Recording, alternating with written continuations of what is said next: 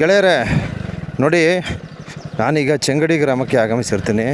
So ಈ ಚೆಂಗಡಿ ಗ್ರಾಮದ ಸಾಕಷ್ಟು ವಿಚಾರಗಳನ್ನು ತಿಳಿಸ್ತೀನಿ. ಸೊ ಇತ್ತೀಚಿನ ದಿವಸ ಇಲ್ಲಿ ವಾಸಿಸ್ತಕ್ಕಂಥ ಗ್ರಾಮಸ್ಥರು ಏನೋ ಹುಲಿ ಅಣ್ಣ ಇದು ನೋಡ್ಕೊಂಬಂಬಿಡೋಣ ಬನ್ನಿ. ಹೌದಾ, ಸರಿ ಬಂದೆ. ಸೊ ಇಲ್ಲೊಂದು ದೇವಸ್ಥಾನ ಅದ, ತದನಂತರ ನಾನು ವೀಡಿಯೋ ಹಾಕ್ತೀನಿ. ಸೊ ಈಗ ಊರಿಗೆ ಹೋಗಿದ್ದು ಬರ್ತೀನಿ. ಇದು ಚೆಂಗಡಿ ಅಂತಕ್ಕಂಥ ಗ್ರಾಮ.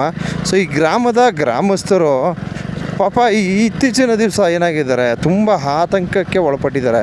ಅಂದರೆ ಏನಾಗ್ಬಿಟ್ಟಿದೆ ಅಂದರೆ ಹುಲಿ ಪ್ರವೇಶ ನೀಡಿರ್ತಕ್ಕಂಥದ್ದು ಗ್ರಾಮಕ್ಕೆ. ಆನೆಗಳು ಆಡೋ ಹಗಲಲ್ಲಿ ಆನೆಗಳು ಬರ್ತಕ್ಕಂಥದ್ದು.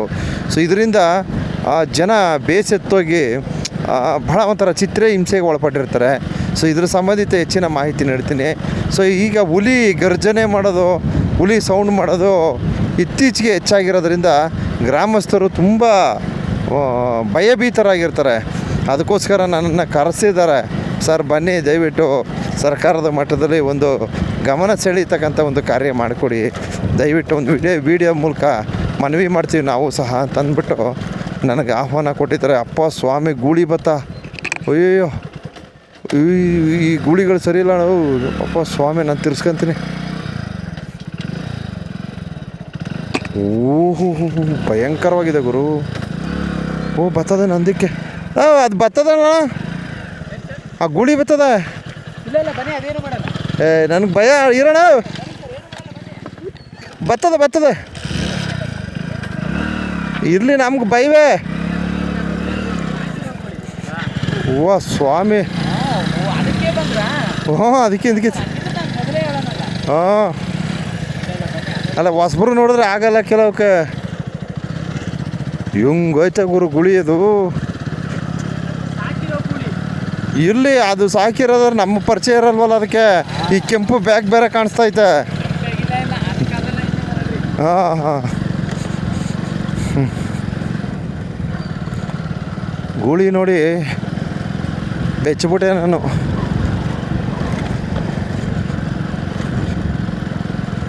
ನೋಡಿ, ಗ್ರಾಮಸ್ಥರ ಒಂದಷ್ಟು ಹೇಳಿಕೆಯನ್ನು ಪಡೆಯುತ್ತೇನೆ. ಈ ಗ್ರಾಮದ ಬಗ್ಗೆ ಒಂದಷ್ಟು ಮಾಹಿತಿಯನ್ನು ಸಲ್ಲಿಸ್ತೀನಿ.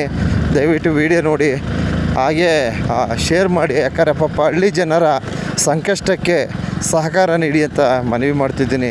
ಸೊ ಇದು ಚೆಂಗಡಿ ಗ್ರಾಮ. ಸೊ ಚೆಂಗಡಿ ಗ್ರಾಮ ನೋಡಲಿಕ್ಕೆ ಒಳ್ಳೆ ಥೈಲ್ಯಾಂಡ್ ಇದ್ದಂಗೆ ಅದ. ಆದರೆ ಇಲ್ಲಿ ವಾಸಿಸ್ತಕ್ಕಂಥ ಜನಗಳಿಗೆ ಭಾಳ ಕಷ್ಟ ಅಷ್ಟೇ. ಎಲ್ಲ ಸುತ್ತಮುತ್ತ ಸುಂದರವಾದ ತಾಣ, ಆದರೆ ಬದುಕಲು ಸಂಕಷ್ಟ. ಮೂಲಭೂತ ಸೌಕರ್ಯ ಇಲ್ಲ. ಮೇನ್ ಕರೆಂಟ್ ಇದೆ ಅಷ್ಟೇ, ಕರೆಂಟ್ ಸೌಕರ್ಯ ಇದೆ, ಅದೊಂದು ಬೆಸ್ಟು. ಅದು ಬಿಟ್ಟರೆ ಅವ್ರು ಬೇಕಾದಂಥ ಯೋಗ್ಯವಾದ ಇನ್ನು ಉಳಿದ ಸಾರಿಗೆ ಸೌಲಭ್ಯ ಇರ್ಬೋದು, ಆಸ್ಪತ್ರೆ ಇರ್ಬೋದು, ಹಾಗೆ ಇನ್ನೇನು ಹೇಳ್ತಾರೆ ಅದಕ್ಕೆ, ಶಾಲೆ ನೋಡಿಲಿ, ಸ್ಕೂಲ್ ಇದೆ, ಇದ್ರೂ ಪ್ರಯೋಜನ ಇಲ್ಲ, ಯಾರು ಬರಲ್ಲ ಅನ್ಕೋತೀನಿ. ನೋಡಿ ಊರು ಹೆಂಗಿದೆ, ಹಾಂ ಸಖತ್ತಾಗಿದೆ. ಜನಮನೂ ಇದ್ದಾರೆ, ವಾಸಿಸ್ತಾರೆ. ಇಲ್ಲಿ ನೋಡ್ರಿ, ಇಲ್ಲೊಂದು ದೇವಸ್ಥಾನ ಇದೆ, ಸೂಪರಾಗಿದೆ ದೇವಸ್ಥಾನ ಮಾತ್ರ, ಮಾರ್ವಲೆಸ್ ನೋಡಿ ಹೇಗಿದೆ. ಹಾಂ ಸೊ ಲಾಸ್ಟ್ ಟೈಮ್ ಇಲ್ಲೆಲ್ಲ ಬಂದಿದೆ, ಇಲ್ಲೆಲ್ಲ ವೀಡಿಯೋ ಮಾಡಿದೆ. ಒಂದಷ್ಟು ಜನ ಊರು ಬಿಟ್ಟು ಹೊರ್ಟೋಗಿದ್ದಾರೆ, ಪಾಪ ಊರನ್ನೇ ಬಿಟ್ಟು ಹೊರ್ಟೋಗಿದ್ದಾರೆ. ಇಂಥ ಇದು. ಹಾಂ ಇದೆಲ್ಲ ಚೆಂಗಡಿ ಗ್ರಾಮ. ಸೊ ಅಲ್ಲೆಲ್ಲ ಒಳಗಡೆ ಎಲ್ಲ ಹೋಗ್ಬೋದು. ಸೊ ಲಾಸ್ಟ್ ಟೈಮ್ ವೀಡಿಯೋ ಹಾಕಿದ್ದೀನಿ. ಸದ್ಯಕ್ಕೆ ನಾನು ಇಲ್ಲಿಂದ ಪ್ಲೇ ಮಾಡ್ತೀನಿ, ಈ ಸ್ಥಳದಲ್ಲಿ ನಿಂತ್ಕೊಂಡು ಮಾಹಿತಿ ತಗೊಳ್ತೀನಿ, ಒಂದಷ್ಟು ಗ್ರಾಮಸ್ಥರಿಂದ ಹೇಳಿಕೆ ಪಡಿತೀನಿ. ಸೊ ದಯವಿಟ್ಟು ನಿರೀಕ್ಷಿಸಿ.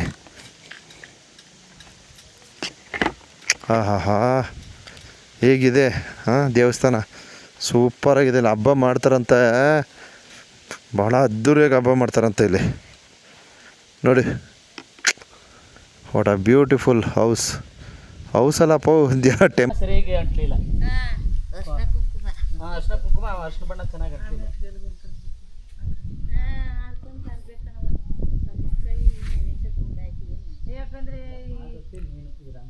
ಚೆಂಗಡಿ ಗ್ರಾಮ.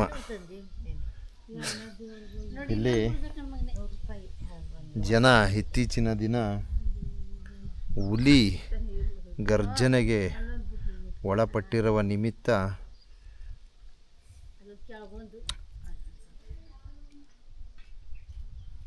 ಎಲ್ಲ ಭಯಭೀತರಾಗಿರ್ತಾರೆ. ಸೊ ಇದರ ಸಂಬಂಧಿತವಾಗಿ ಸರ್ಕಾರದ ಮಟ್ಟದಲ್ಲಿ ಒಂದಷ್ಟು ವಿಚಾರಗಳನ್ನು ತಲುಪಿಸುವ ನಿಟ್ಟಿನಲ್ಲಿ ಚೆಂಗಡಿ ಗ್ರಾಮಕ್ಕೆ ಆಗಮಿಸಿರ್ತೀನಿ. ಇದೇನ ಕಾರ್ಕಾರ ಅದಲ್ಲ, ಹೆಂಗೆ ಇದು? ಸರ್ ಇದು ಮಿಕ್ಸ್ ಮಾಡಿದ್ದೀನಿ. ಏನು? ಶುಂಠಿ. ಓ, ಶುಂಠಿ ಹಾಕ್ಬಿಡ್ತೀರಾ? Super super super. ಕೊತ್ತಂಬರಿ. ಸಖತ್ತಾಗದ ಟೇಸ್ಟ್ ಆಗಿ. ಹಾಂ, ಹೌದು ಸರ್. ಒಂದು ಕಡೆ ಕಿತ್ತನೂ ಇರಬಾರ್ದು, ಚೆನ್ನಾಗಿರ್ಬೇಕು. ಊರ್ಲಿ ಇಷ್ಟೇ ಜನ ಇರೋದು? ಹೌದು ಸರ್. ಇಷ್ಟೇ ಜನ. ಮನೆ ಎಷ್ಟು ಮನೆ ಇದ್ದು? 100 ಇದೆಯಾ? ಇಲ್ಲ ಸರ್. 100 ಇದೆಯಲ್ಲ? ಇರ್ಬೇಕು ಸರ್. ಇದೆ ಸರ್, ಇದೆ ಸರ್. 150 ಇತ್ತು. ಹೋದ ಸಲ ಬಂದಿದ್ದಾಗ ಅಲ್ಲೆಲ್ಲ ನೋಡಿದೆ. ಎಲ್ಲ ಕೌಂಟ್ ಮಾಡಿದ್ರೆ ಒಂದು 150 ಸಿಗುತ್ತೆ. ಮನೆ ಬರ್ಬೋದು ಸರ್.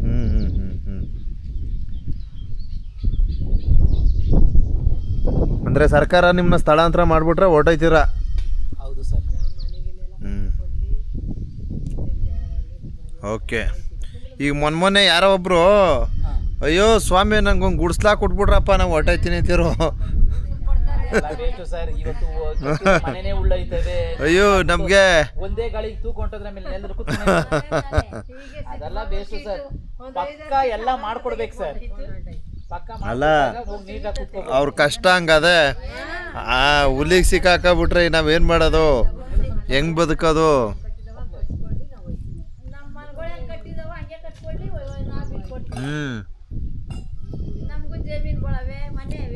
ಹೌದು.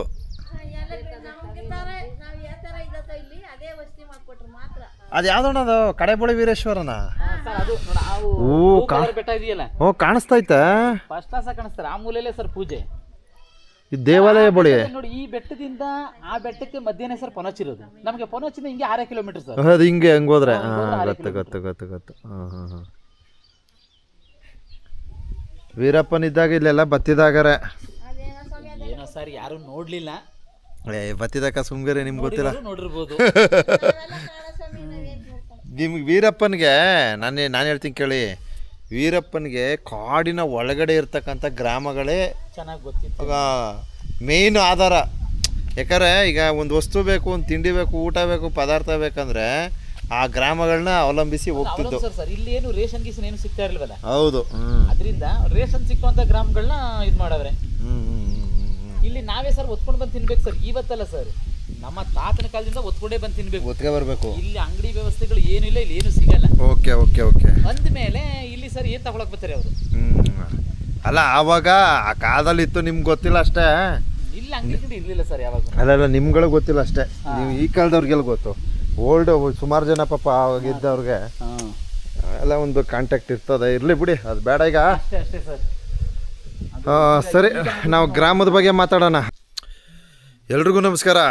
ನೋಡಿ, ನಾನೀಗ ಚೆಂಗಡಿ ಗ್ರಾಮಕ್ಕೆ ಆಗಮಿಸಿರ್ತೇನೆ. ಸೊ ತಾವು ವೀಕ್ಷಣೆಯನ್ನು ಪಡೆಯಬಹುದು. ಸೊ ಇದುವೇ ಚೆಂಗಡಿ ಗ್ರಾಮ. ಇತ್ತೀಚಿನ 1 ವಾರಗಳ ಹಿಂದೆ ತಾವು ವೀಕ್ಷಣೆ ಮಾಡಿರ್ತೀರ.